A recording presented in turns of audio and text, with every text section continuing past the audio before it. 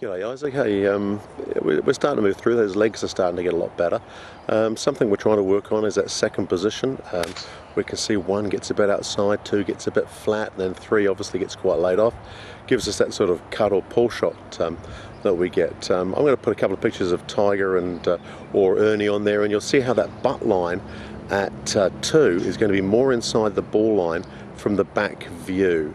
So yours tends to get very much outside, and that's I know it's tough at the moment. Sometimes it's because the hands move a bit too far away from your body. Alright, have a look at it, and we'll keep working. Going well, boy.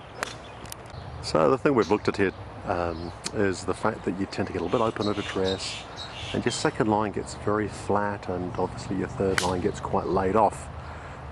So it tends to get a little bit outside. You get that predominant cut shot that comes from that, and obviously the pull from the laid off position. So just that second line, trying to feel like your hands don't get too far outside at your first position. So can you show me 1 at this moment? Just go to 1. Just go to the first position here. That's good. And I go to 2. That's it. So hold it there. Don't move. Don't move. Don't move. Well, moved your second position, so your club shaft's just on or just underneath your right shoulder line. That's better. And I go to 3. Alright, so now you can see now you don't get laid off. So it's that second position, trying to keep it underneath that right shoulder line and the butt of the club, sort of more to the ball, or feeling like it's inside the ball line. That was an overemphasized action at this moment. So you're starting to set the ball up quite well. Sometimes the ball gets back in your stance a little bit. That's for you to try and squeeze it. Let's see what happens here.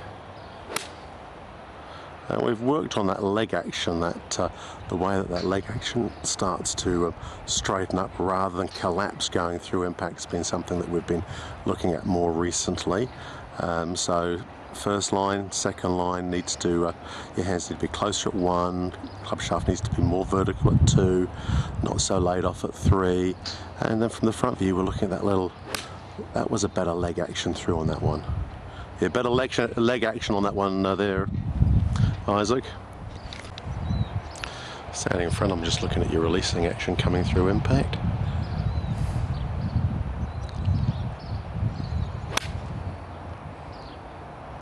Okay, left leg's definitely improving. I'll always call this the loading position. We can see here at the loading position that the club is just in between the right shoulder and the right elbow. For all intents and purposes, the left arm is at what we call the 9 o'clock position.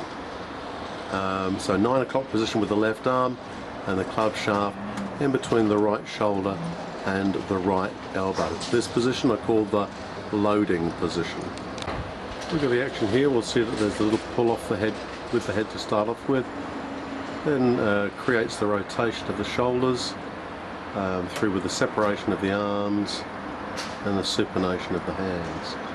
So lateral rotation, separate, supinate, lateral rotation, separate, supinate, and the fullness of the finish with the club finishing behind the head, and the right foot working up onto the right toe. One of the big things I like to see is the ability for the right ankle bone and the right hand to work through the impact position together. You'll see the way that right hand and the right knee work together as he's coming through the ball striking area.